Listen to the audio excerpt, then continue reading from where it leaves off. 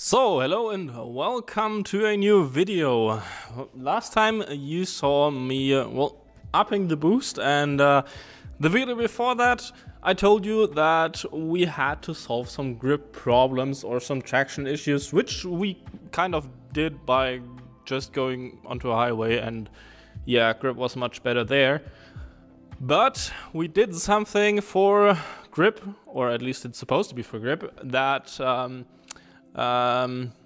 yeah, I didn't know if it worked, and well, we'll see how it turned out actually, because I think probably many of you are interested in this as well, and I have tested it.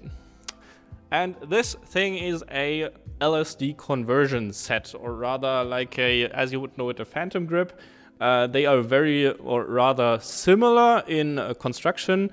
So it converts your open diff into a limited slip diff via two plates and springs and friction discs in this case, and this makes your open differential kind of into a 25% or so locking differential. But that was the claim, and I wanted to test this because it's much more expensive to get an actual limited slip diff, for example a torsion type or something for the MX-5. And this is why I wanted to test it, because I got it on sale for like 200 euros. Normally it's about 300, and a torsion, an original Mazda torsion, is around 600 bucks if you get it used. And yeah, this is why I wanted to try out this. There's a cheaper option as well than getting the standard Mazda diff, because there is from Blackline a helical diff, or rather that's also kind of a torsion type, and this is I think around 500 euros if you account for shipping and stuff, and this would be the cheaper method and also the better method, I'd say, because it's a new diff, or rather a new center section rather than the old Mazda one. So that would be the alternative to this. And yeah, going for the installation, you obviously have to open up your diff and, well, basically disassemble it all the way to the spider gears. The problem here is, although you have on many BMW differential conversion sets, you don't have to machine anything on the diff. The problem is that here, which wasn't mentioned in the product description, which I find kind of confusing, because for somebody who cannot do this themselves, they might have to pay around 100 bucks or 100 euros to have it done by somebody. So machining the spider gears down, distance between them of about 2.95 millimeters, and also the axle shafts or the half shafts have to be machined down about 4 millimeters, which can be quite tricky because the axle shafts or the half shafts on the NB have retaining clips, which you probably, well, you delete them because those 4 millimeters are exactly the part or that retains those clips. So you basically have to delete them, which is kind of sketchy because the axles might slip out. I've not had it happen yet, but it might be a possibility. So yeah, just watch out for that and do not take off more than you actually need. So bearing all that in mind, and bearing in mind also the price of 289 euros for that conversion set, it does not make much sense to get this. The other alternative would be getting a cheap 30 bucks phantom grip from eBay, because the legit phantom grips are also about 250 bucks. The problem with those are the springs are much softer, so there's not as much preload, and it may only work at about a 5% lock rate, so that does not really make any difference, and disassembling the diff for that is not, in my opinion, that I would like to do just for that small of a benefit. Then I'd rather just yeah, keep it open or weld it, because a welded diff, yeah, it's not gonna drive any good, but if you're drifting or if you want to drift, then that is probably the better option compared to this or a phantom grip.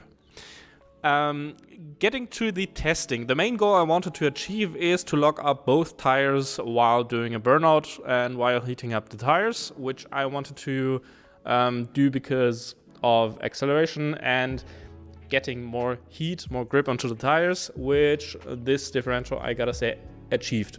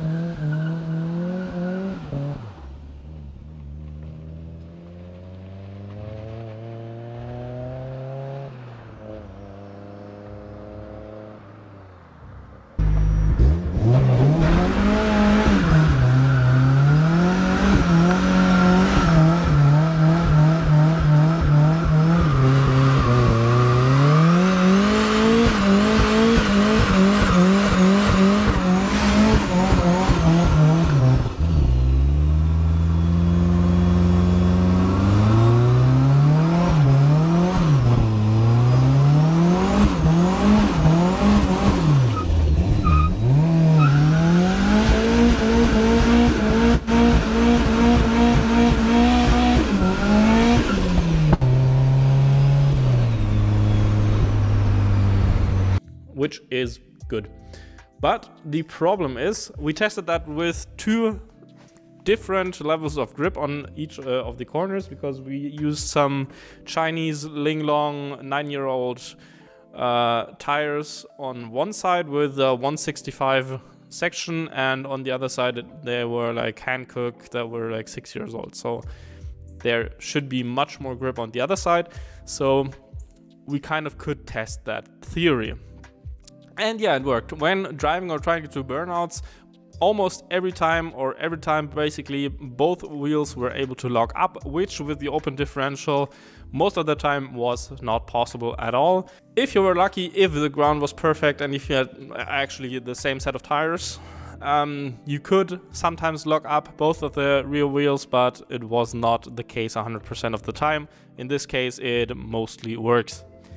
Mostly I say because sometimes it also does not. But yeah, that's also something we get to now, because I also tried some drifting, because yeah, some of you probably want to know how that works, and I've only tried some donuts and some, well, getting out of a corner or whatever drifts. And the problem here is that on dry asphalt you do not really have, or you might get some problems with the differential, even if you're just doing donuts, with the differential sometimes just randomly opening up again, which is the same or similar to an open diff would handle. So it does not inspire much confidence, since if you're in drift and the differential just opens back up again, you might just go straight into whatever, F-hands, a wall, or post. It's pretty sketchy. That's why drifting with an open differential is also sketchy. And yeah, for drifting I would probably not recommend it. I'd rather just go for either a black line differential or just weld all together if you want to save some money.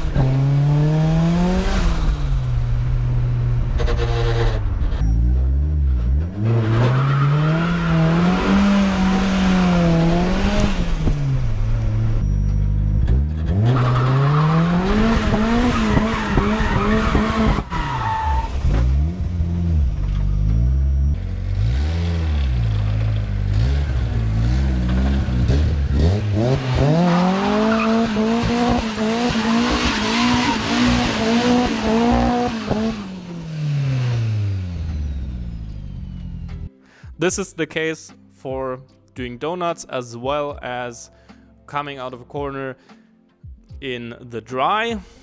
In the wet, it gets better. I was able to do more, or I was able to get the car more sideways, and it did not open up as badly as it was on a dry pavement, but it's still not perfect, and the torsion works much better in my experience.